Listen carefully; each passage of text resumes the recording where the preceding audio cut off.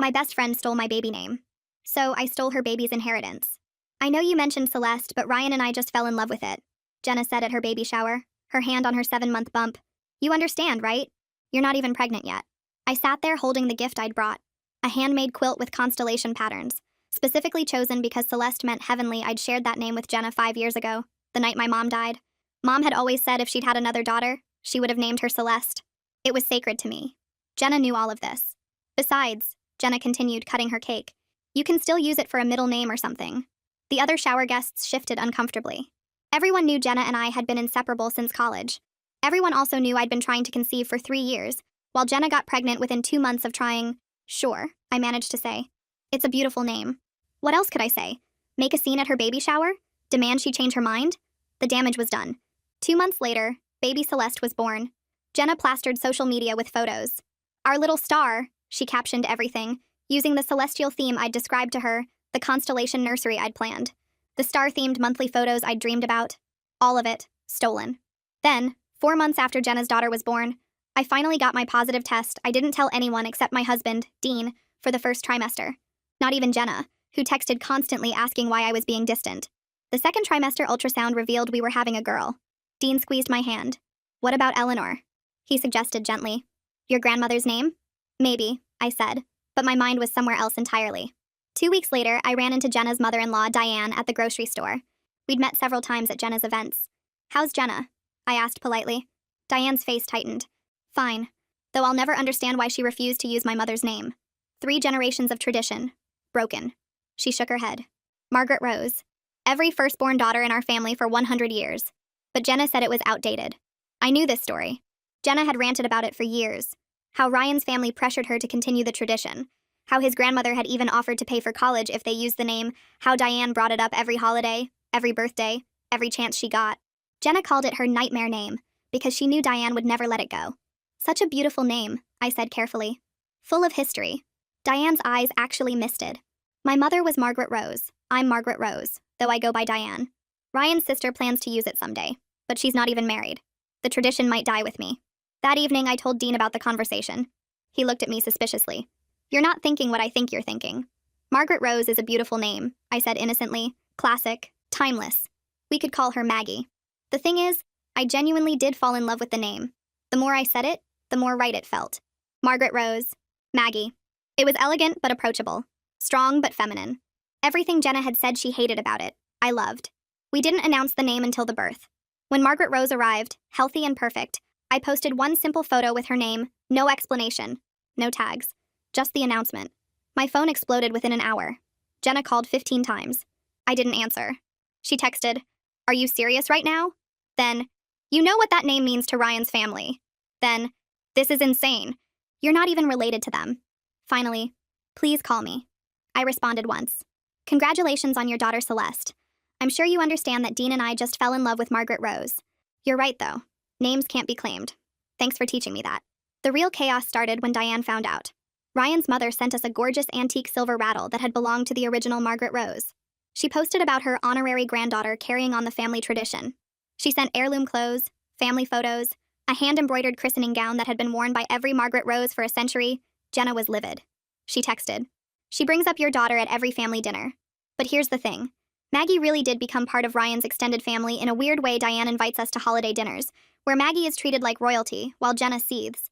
And what shocked us was when the family matriarch sent Maggie a trust fund announcement on her first birthday, something she'd promised for the next Margaret Rose. 3 days after posting about the trust fund, my phone rang with Diane's number. She didn't even say hello before launching into how Maggie absolutely needed to come to Sunday dinner to meet her cousins and see all the family photos of the Margaret Roses through the years. I said yes because some part of me wanted to see this whole thing through to wherever it was going. Dean looked up from his laptop when I hung up and gave me this look that said he wasn't sure this was a good idea, but he didn't say anything out loud. Sunday came fast, and we drove to Diane's house with Maggie in her car seat, my stomach doing weird flips the whole way there. The house was packed with Ryan's extended family when we arrived. Aunts and uncles and cousins I'd only met once or twice at Jenna's wedding years ago. Everyone wanted to hold Maggie and take pictures with her and talk about how she was carrying on such an important tradition. Diane had set up this whole display of framed photos showing every Margaret Rose going back to the original one from the 1920s, and she kept pointing out features Maggie supposedly shared with each of them. Ryan's mom walked me through the whole family tree like I was already part of it, and honestly it felt good to be welcomed so completely. even though I knew why it was happening. Then I saw Jenna sitting in the corner of the living room holding Celeste, not talking to anyone, just staring at her phone. She looked up once when someone laughed really loud at something Diane said about Maggie, and the expression on her face made my chest hurt in a way I hadn't expected. Ryan's sister came over to where I was standing near the photo display and made this comment about how it's nice when family traditions actually mean something to some people, and the whole room went quiet for a second. I wanted to disappear into the floor because even though I'd wanted Jenna to feel bad, watching it happen in real time was different from I'd imagined. Diane jumped in quickly to change the subject, asking if anyone wanted more food, and the conversation started back up, but it felt forced now. About an hour later, Jenna stood up suddenly and said something about Celeste being fussy and needing to go home. Ryan looked confused because Celeste had been sleeping fine, but he got up and started gathering their stuff without arguing. I followed them out to help carry things to the car, telling myself I was just being polite, but really I wanted to see if Jenna would say anything to me. She didn't look at me once while Ryan loaded the diaper bag and car seat. Then I saw her face as she climbed into the passenger seat and realized she was crying, trying to hide it but not doing a great job. Ryan closed her door and nodded at me before getting in the driver's side, and they pulled away while I stood there in the driveway holding a casserole dish someone had handed me. For the first time since I'd announced Maggie's name, I felt something other than satisfaction, this weird twist in my stomach that might actually be guilt. I went back inside and finished the dinner, smiling and accepting compliments about Maggie, but that image of Jenna crying kept popping into my head. Dean brought it up on the drive home, asking if I was really okay with how everything had played out. I snapped at him that Jenna deserved this after what she did to me, after she took the name I'd shared with her the night my mom died. He just nodded and went quiet, didn't push me or argue, which somehow made me feel worse than if he'd gotten mad. The next week, my phone completely exploded with messages from our mutual friends. Half of them thought I was a genius for the Margaret Rose move, sending laughing emojis and saying Jenna had it coming. The other half thought I'd gone way too far, that revenge was one thing, but involving Ryan's whole family and a trust fund was crossing a line.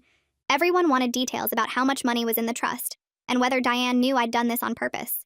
I realized pretty quickly that our private revenge situation had turned into public entertainment for our entire friend group, with people taking sides and gossiping about it like we were characters in a show.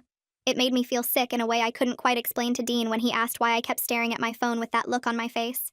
Then Jenna's sister messaged me asking if we could talk, saying Jenna was really struggling, and their family was getting worried about possible postpartum depression.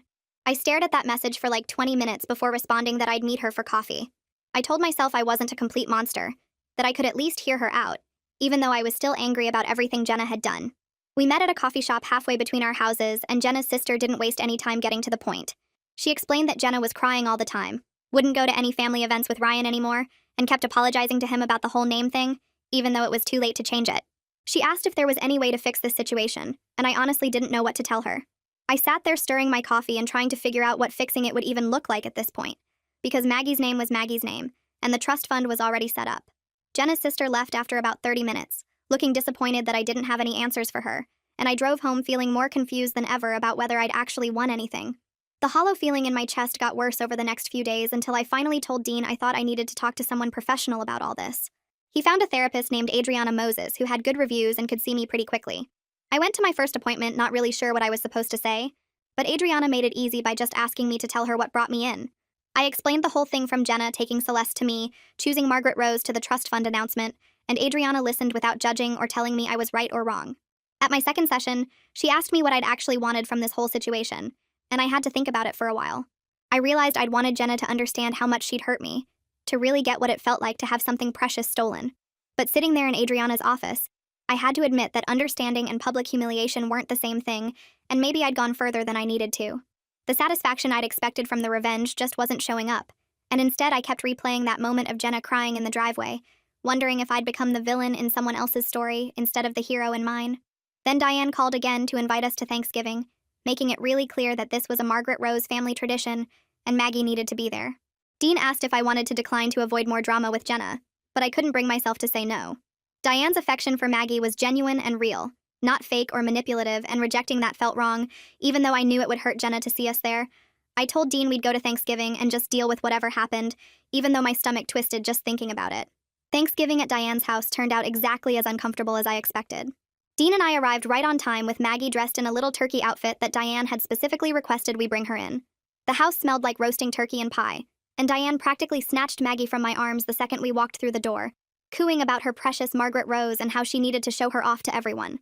Ryan's extended family filled the living room and dining room, aunts and uncles and cousins I'd met at previous gatherings, And they all made a fuss over Maggie like she was the guest of honor. Diane had even set up a special high chair decorated with a banner that said, "Our little Margaret Rose" in fancy letters.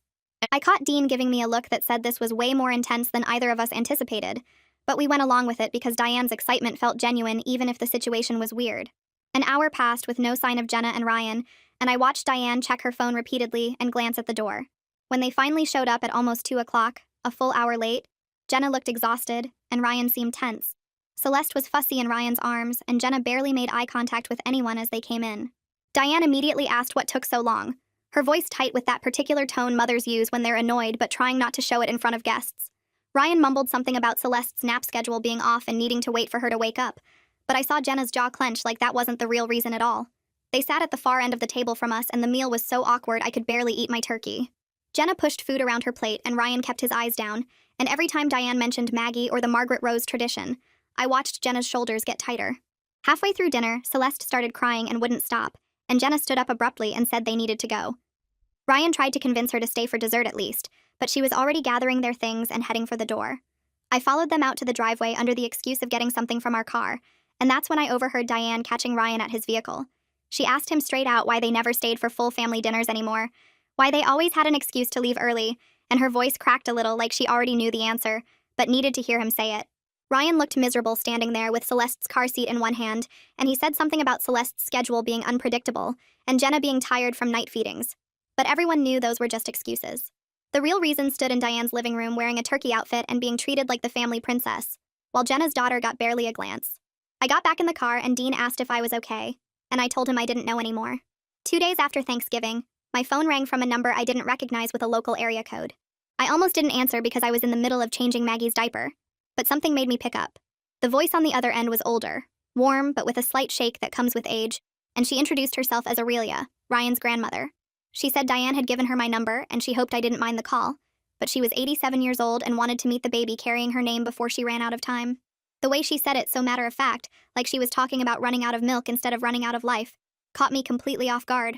She asked if she could visit sometime soon, maybe this week if that worked, and her voice had this quality that made it impossible to say no.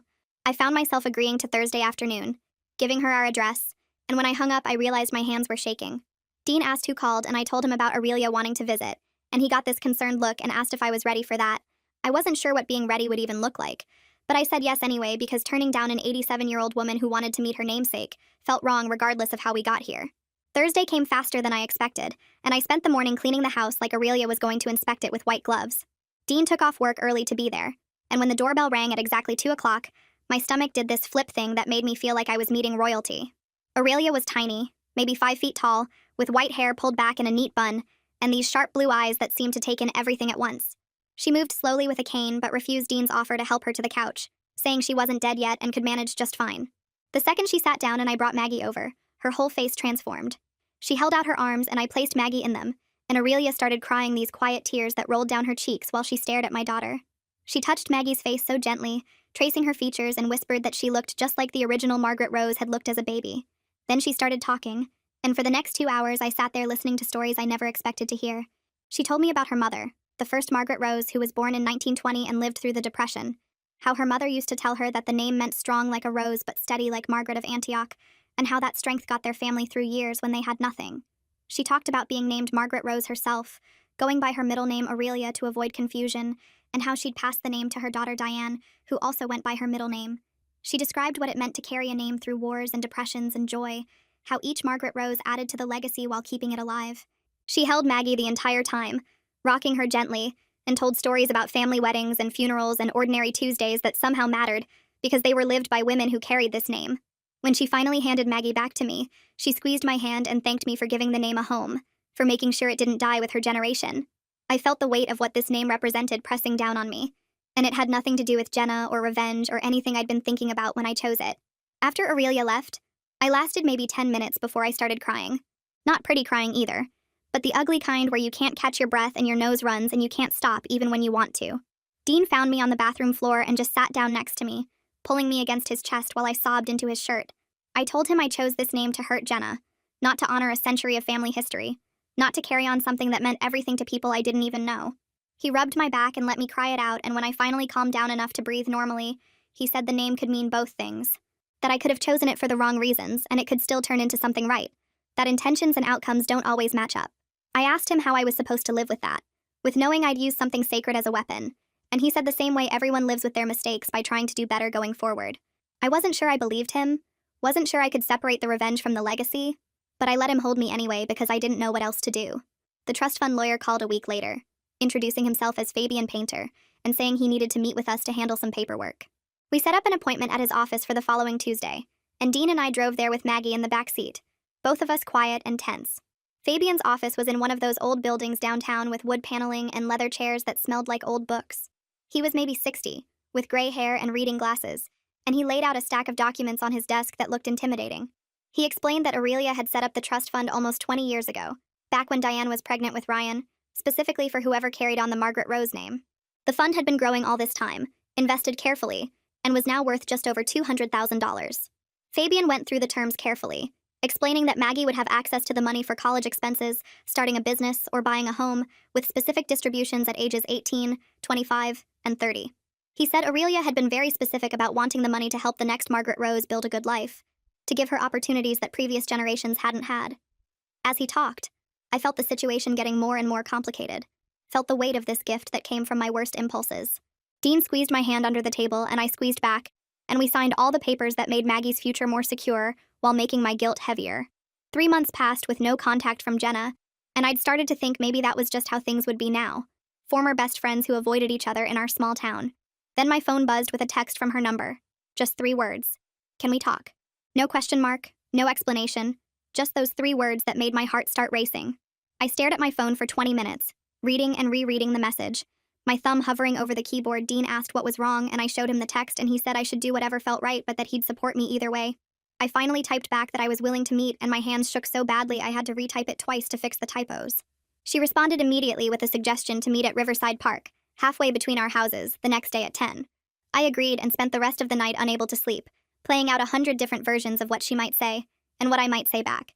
The park was almost empty when I got there. Just a few joggers and one older man walking his dog. I pushed Maggie's stroller along the path until I saw Jenna coming from the other direction with Celeste's stroller, and we both stopped about 10 feet apart like we needed that buffer zone. For 5 full minutes, neither of us said anything, just stood there pushing our strollers back and forth slightly, the way you do to keep babies calm. I studied the ground, the trees, anything but Jenna's face, and I could tell she was doing the same thing. Finally, she took a breath and said she was sorry, really sorry, and the words came out rushed like she'd been practicing them. She said she didn't understand what the name meant to me until she watched me take something that meant everything to Ryan's family, until she saw how it felt to have something precious stolen. Her voice cracked on the last word, and I finally looked up at her, saw that she'd been crying before she even got here. I wanted to stay angry, wanted to hold on to the righteous fury that had fueled me for months, but standing there looking at her swollen eyes and slumped shoulders, I couldn't find it anymore. I told Jenna I was sorry too, and the words felt strange coming out, but true at the same time. I said I wanted to hurt her the way she hurt me, that I'd succeeded, but it didn't feel the way I thought it would. She started crying harder, and I started crying too, and we stood there in this park with our sleeping babies between us, both of us crying over the mess we'd made of everything Celeste stirred in her stroller, and Maggie made a little sound, but neither of them woke up, tiny and oblivious to their mothers falling apart 10 feet away from each other. I grabbed tissues from my diaper bag and handed one to Jenna, and we both laughed a little at how ridiculous we must look, 2 grown women sobbing in a park on a Tuesday morning. After we both calmed down, Jenna started talking again, and this time her voice was steadier. She admitted she took the name Celeste because she was jealous of my relationship with my mom, jealous of how I had these deep, meaningful stories and connections, while her own mom was distant and critical. She said she wanted something that felt that meaningful, that carried that kind of weight, and she didn't think about whether I'd actually have a daughter, or whether it would matter years later. She called it thoughtless and selfish, and said it didn't excuse what she did, but at least explained it. I listened and felt something shift in my chest. Not forgiveness exactly, but understanding maybe. The kind that comes from seeing someone's ugly truth and recognizing it's not that different from your own. I told her I got it, that I'd done the same thing in reverse, taken something meaningful to hurt her without thinking about all the other people it would affect. We were both quiet for a minute, watching our daughters sleep, and I thought about how we'd both weaponized names that should have been about love and legacy. We ended up talking for almost 2 hours, really talking the way we used to before everything got broken. We agreed our friendship probably couldn't go back to what it was, that there was too much damage and too much hurt on both sides, but we also agreed that maybe we could find a way to be civil, maybe even friendly eventually, especially since our daughters would grow up in the same community and probably end up in the same schools. Jenna said she didn't want Celeste and Maggie to inherit our drama, to grow up with this weird tension neither of them caused. I agreed and said we owed it to them to at least try to be adults about this, even if being best friends again wasn't possible. When we finally said goodbye, Jenna reached out and squeezed my arm, and I squeezed back, and it felt like an ending and a beginning at the same time. That evening at home, Dean looked up from feeding Maggie when I walked through the door, and I could see the question in his face before he even asked how it went. I sat down at the kitchen table and told him everything, the crying and the apologies and the agreement to try being civil for our daughters. He put down the baby spoon and reached across to squeeze my hand, his shoulders dropping like he'd been holding tension for months. He said he hated watching me carry all that anger around, that it changed me in ways I probably didn't even notice. He thought Maggie deserved to grow up without inheriting our drama, without absorbing the bitterness between her parents and Jenna's family. I nodded because he was right, even though part of me still wanted to hold on to the satisfaction of my revenge. 2 weeks later, Diane called asking if we'd come to Christmas dinner, and mentioned she'd invited Jenna and Ryan too. I texted Jenna before responding, asking if she felt okay about both families being there. She took an hour to reply but finally said yes, that we had to start somewhere, and a big family gathering might be easier than something intimate. I called Diane back and accepted, my stomach twisting at the thought of navigating a holiday meal with everyone watching to see if Jenna and I would explode at each other. Christmas Day arrived cold and bright, and Dean drove us to Diane's house with Maggie bundled in her car seat, making happy baby sounds. Jenna and Ryan were already there when we walked in, Celeste asleep in Ryan's arms. The first few minutes felt stiff and awkward, everyone being extra polite and careful with their words. But then Diane started fussing over both babies equally, cooing at Celeste and then turning to do the same with Maggie, passing out matching handmade Christmas outfits she'd sewn for both girls. I watched her move between the two carriers, giving equal attention and love, and something loosened in my chest. She had enough love for everyone, had never seen this as a competition even when Jenna and I turned it into one. After dinner, Ryan found me in the hallway near the bathroom and asked if we could talk for a minute. We stepped into Diane's home office and he closed the door, then turned to me with tired eyes. He thanked me for talking to Jenna at the park, said she'd been doing so much better since that conversation, more like herself again. He admitted the whole name situation had put huge strain on their marriage, because his family kept bringing it up at every gathering, making Jenna feel like an outsider at her own in-law events. His voice cracked a little when he said he'd been scared they might not make it through, that the resentment was eating away at everything good between them. I told Ryan I was sorry for using his family tradition as a weapon, that I'd been so focused on hurting Jenna I hadn't thought about how it would affect him or their marriage. He surprised me by saying he got it, that his sister had done something similar to a cousin years ago over a different family conflict. He said family dynamics were complicated, especially around names and legacy and all the weight people put on those things. We stood there in that small office for another minute, not saying anything else, but something felt settled between us that hadn't been before. My next therapy session with Adriana happened on a rainy Tuesday morning. I told her about the park conversation with Jenna and the Christmas dinner, and how I felt guilty but also still angry sometimes. She leaned forward in her chair and said both things could be true at the same time, that I didn't have to choose between them. Jenna had hurt me badly by taking something sacred, and I'd hurt her back by weaponizing a family tradition, and now we both had to figure out how to move forward carrying those scars. She said healing wasn't about forgetting or pretending the hurt never happened. It was about learning to live with the complicated truth of what we'd done to each other. Maggie's 6-month checkup came the following week, and the pediatrician measured and weighed her, declaring everything perfect. While updating the chart, the doctor commented on her name, asking if Margaret Rose was a family name. I hesitated for just a second before saying yes, because it was now even if it started as revenge. The name had grown bigger than my original intentions, had taken on a life and meaning beyond the spite that first made me choose it. The doctor smiled and said it was lovely. Classic names like that were making a comeback. That night, after putting Maggie down, I pulled out a new journal I'd bought and started writing. I addressed it to Maggie, explaining the complicated story of her name in simple words she'd understand someday when she was old enough. I wrote about my mom and the name Celeste, about Jenna taking it and how much that hurt. I wrote about meeting Diane at the grocery store and learning about the Margaret Rose tradition, about choosing the name partly for revenge and partly because I genuinely loved it. I wanted her to know both the beautiful family history she'd inherited and the messy truth of how she became part of it. Wanted her to understand that people and their choices were rarely simple or pure. 3 weeks later, Jenna texted asking if I wanted to grab coffee, just the two of us without the crying this time. We met at a place halfway between our houses, both of us pushing strollers with our daughters bundled against the February cold. We talked about mom stuff, sleep schedules, and teething and the weird rashes babies get for no reason. We carefully avoided the name drama, skirting around it like a hole in the conversation neither of us wanted to fall into. It wasn't friendship yet, not the way it used to be, but it wasn't enemies either. It felt like progress, like we were building something new from the broken pieces of what we'd had before. The next month, Aurelia called and invited me to lunch, just the two of us without Dean or Maggie. We met at a quiet restaurant near her assisted living facility, and she spent 2 hours telling me stories about the 4 Margaret Roses who came before my daughter. She described her mother's strength during the Depression, her own childhood during the war, the family traditions that had been passed down through generations. After we finished eating, she pulled out a cardboard box filled with family photos and heirlooms, things she'd been saving for the next Margaret Rose. She pushed it across the table and said Maggie should know where she came from, even if the path here was unconventional. Her eyes were bright and clear when she said sometimes the universe worked in mysterious ways. That night, I showed Dean everything from the box, spreading the photos across our bed while Maggie slept in her crib. We looked at pictures of women who carried this name through a century of history, through wars and peace and ordinary life. There were letters and baby clothes and a silver brush set that had belonged to the first Margaret Rose. Dean picked up a photo of Aurelia as a young woman holding her own daughter, and his eyes got wet. He said maybe the universe really did work in mysterious ways, bringing Maggie into this legacy even through my revenge, turning something born from hurt into something beautiful and lasting. The next week, our friend Sarah texted inviting us to her daughter's second birthday party. She mentioned that Jenna and Ryan were coming too, the first time anyone had tried putting us in the same room since everything happened. Dean asked if I wanted to skip it, but I said we should go because avoiding each other forever wasn't realistic when we lived in the same town and had the same friends. The party was at a park with a bounce house and face painting, and when we arrived, Jenna was already there pushing Celeste on the baby swings. We made eye contact across the playground, and both did this awkward half-wave thing before focusing hard on our daughters. I spent most of the party talking to other moms about sleep training and teething, making sure to stay on the opposite side of the playground from Jenna. When the cake came out, we ended up standing near each other in the crowd, and I could feel the other parents watching us like we might start fighting, but we just sang happy birthday with everyone else, fed our babies tiny pieces of cake and wiped frosting off their faces. On the drive home, Dean said that went better than expected, and I agreed, even though my shoulders had been tense the entire time. 2 days later, Diane called asking if I'd bring Maggie to her weekly grandmother's group on Thursday mornings. She explained that she met with 5 other grandmas at a coffee shop, and they all brought photos of their grandkids, and she really wanted to show Maggie off in person. I hesitated because it felt weird, but Diane sounded so excited that I agreed to come once and see how it went.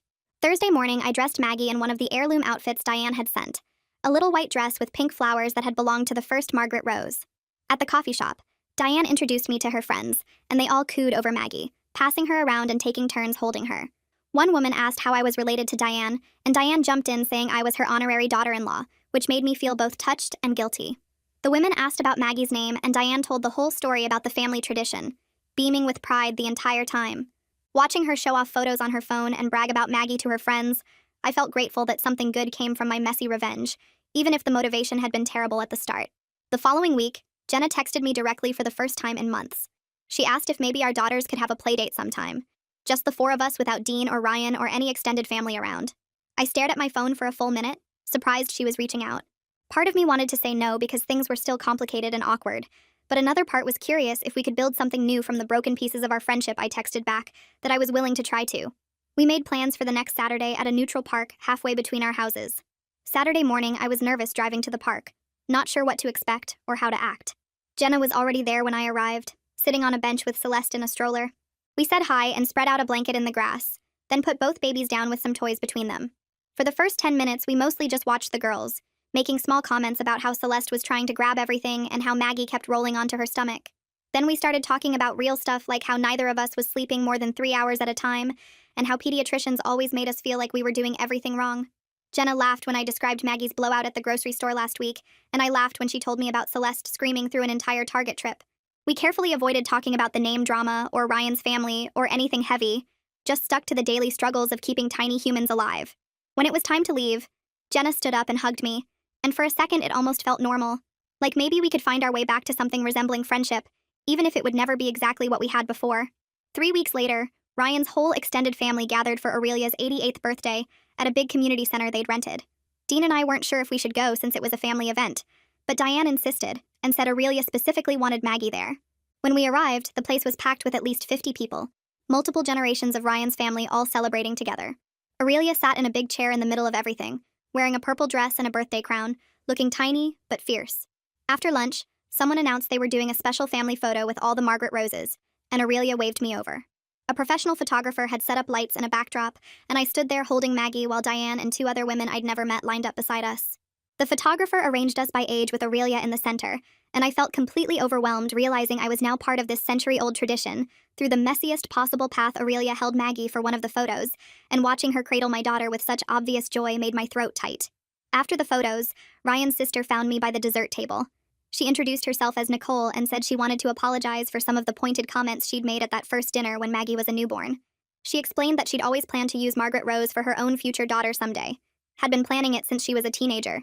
But seeing how happy Aurelia was about Maggie, how the name had found its way to a baby who would actually be raised knowing and loving this family history, made her realize the name had found the right home. She said she'd pick something else when she eventually had kids, and she seemed genuinely at peace with it. I thanked her for telling me and apologized for the awkward situation, and she just shrugged and said, families were complicated. Later that night, after putting Maggie to bed, I sat with Dean on the couch thinking about everything. I told him how weird it was that so many people had claims or plans for this name, from Diane wanting to continue the tradition, to Nicole planning to use it to Jenna being pressured about it for years. Somehow Maggie ended up with it through the absolute messiest path possible, born from my hurt and anger, but landing her in this whole legacy she'd carry forward.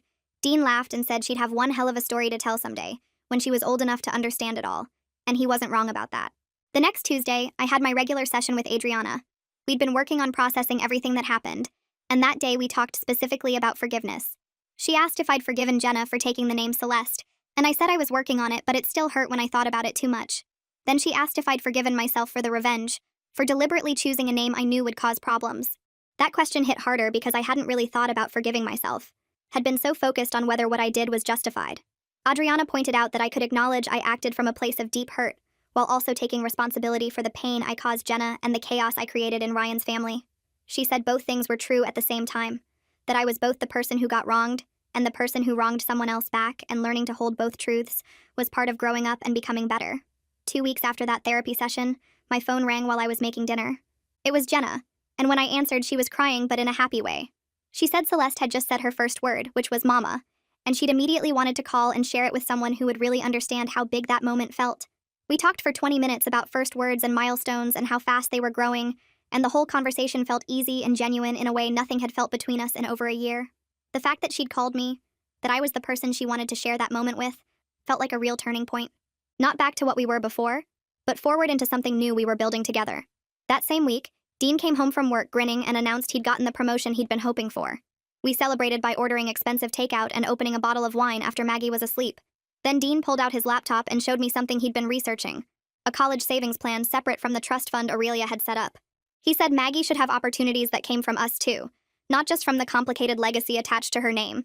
We spent an hour setting up the account and making our first deposit, and it felt good to be giving her something that had nothing to do with revenge or family drama, just her parents planning for her future. A few days later, I sat down and wrote Aurelia a long letter, thanking her for everything she'd done for Maggie. I told her how much it meant that she welcomed us so completely into the family history and shared all those stories about the Margaret Roses who came before. I explained that I wanted her to know how grateful we were, not just for the trust fund, but for making Maggie feel like she truly belonged to this legacy. Her response came in the mail 2 weeks later, written in shaky handwriting that made my throat tight. She said that Margaret Rose names have always found their way to the right babies, that somehow the universe guides these things even when people think they're making choices for the wrong reasons. She wrote that she believed Maggie was meant to carry this name forward, and that watching our family become part of their tradition brought her more joy than I could imagine. I cried reading it and put the letter in Maggie's baby book so she'd have it someday. The following Tuesday, Jenna texted asking if I wanted to try a mom and baby yoga class with her. I almost said no out of habit, but something made me agree. We met at the studio with both girls, and the class itself was fine. Nothing special, just a bunch of tired moms trying to stretch while babies crawled around the mats. Afterward, we grabbed smoothies at the place next door, and the woman working there messed up both our orders completely, giving us green drinks that tasted like lawn clippings mixed with sadness. Jenna made a face and said something about how the instructor kept calling it sacred mama time, while her own baby was literally eating yoga mat foam, and I just lost it laughing. She started laughing too, and we sat there cracking up about the whole ridiculous experience, and it felt easy and light in a way nothing had felt between us in over a year. Walking to our cars, Jenna said she'd miss this. Miss just being able to laugh with me about stupid stuff, and I realized I'd missed it too. 2 weeks before Maggie's first birthday, Diane called asking if she could throw a party for her. She wanted to invite the whole extended family and make it special since it was the first birthday for the newest Margaret Rose. I checked with Jenna first, not wanting to blindside her, and she said they'd come, that Celeste should be there too. The party was at Diane's house with decorations everywhere and more food than 20 people could eat. Ryan's cousins came with their kids, and his sister brought her boyfriend, and Aurelia sat in the best chair watching everything with this huge smile on her face. Jenna and Ryan showed up right on time with Celeste, who'd gotten so big since I'd last seen her. Watching our daughters play together on the floor, passing toys back and forth in that weird baby way where they don't really interact but exist near each other, I thought about how they'd grow up knowing each other. They'd be at the same school events probably, maybe even in the same classes someday. I was glad we'd worked through enough of our mess that they could have that our drama wouldn't define their relationship the way it had defined ours. The next week, Fabian called asking us to come to his office to finalize the trust fund paperwork. Dean took time off work, and we met with him on a Thursday morning. Fabian walked us through all the details, explaining that Maggie would have access to the funds for education expenses starting at 18, or for starting a business, or for buying her first home. The amount had grown since Aurelia first set it up, and hearing the actual number made my stomach flip. This incredible gift had come from my worst impulses, from my desire to hurt Jenna, and now it would shape Maggie's entire future. Fabian had us sign about 15 different documents, and the whole time I kept thinking about how I needed to make sure she used this wisely, that she understood the responsibility that came with it. That evening after putting Maggie to bed, I brought Dean the journal I'd been keeping since before she was born. I told him I wanted him to read it, all of it. The parts about choosing her name for revenge, and the parts about falling in love with the family history and everything in between. He sat on the couch and read the whole thing in one sitting while I pretended to watch TV, but really just watched him. When he finished, he looked at me and said it was important that I was being this honest, not sugarcoating the revenge or pretending it was all noble from the start. He said Maggie would need to know the real story someday, complicated and messy as it was, because that's how life actually works. 2 weeks after Maggie's first birthday, Diane called early in the morning crying. Aurelia had passed away peacefully in her sleep, and the family was making arrangements. The funeral was 4 days later, and I was shocked when Ryan called asking if I would speak about carrying on the Margaret Rose tradition. He said Aurelia had specifically mentioned wanting me included in the service, that I represented the future of the family name. I wrote and rewrote my speech about 10 times, trying to find the right words. At the funeral, I stood up in front of everyone and talked about legacy and second chances, and babies who bring families together in unexpected ways. I talked about how Aurelia taught me that names carry history forward, and that sometimes the path to belonging is stranger than anyone plans. My voice shook the whole time, but I got through it, and afterward people hugged me like I was actually part of the family. A week later, the lawyer handling Aurelia's estate called us in for the will reading. She'd left specific items to different family members, and when he got to Maggie's part, he pulled out a small velvet box. Inside was a gold locket with photos of all 5 Margaret Roses, tiny perfect pictures including one of Maggie from her birthday party. The inscription on the back said, "For the girl who brought the name home," and I started crying right there in the lawyer's office. Aurelia had seen past my revenge to something bigger, had recognized that despite my messy motives, Maggie really did belong to this legacy Dean drove home because I couldn't stop crying, and we put the locket in the safe to give Maggie when she was old enough to understand what it meant.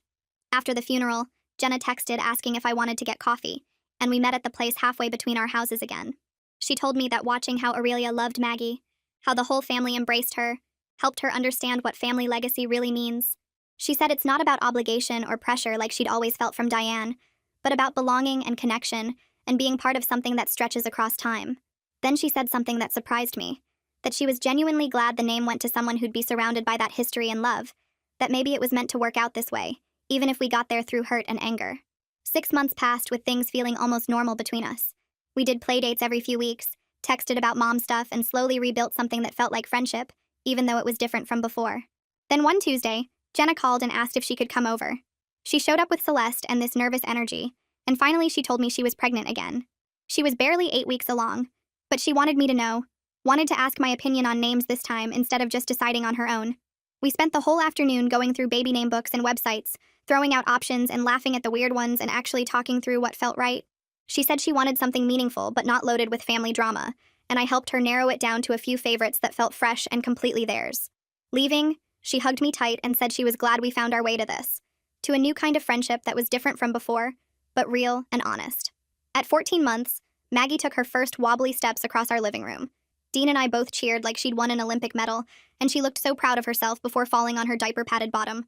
Watching her try again, determined to make it to the couch, I thought about the whole journey from revenge to this moment. I couldn't say I regretted choosing her name because it brought us Diane and Aurelia and the trust fund, and eventually a path back to Jenna. Sometimes the messiest choices lead to the most unexpected blessings, and I was learning to make peace with all of it. The hurt and the healing, the revenge and the redemption, the way life rarely works out clean and simple like you plan. Maggie pulled herself up and took 3 more steps before Dean caught her, and her laugh filled the whole house with joy that had nothing to do with names or drama or anything except being loved completely for exactly who she was.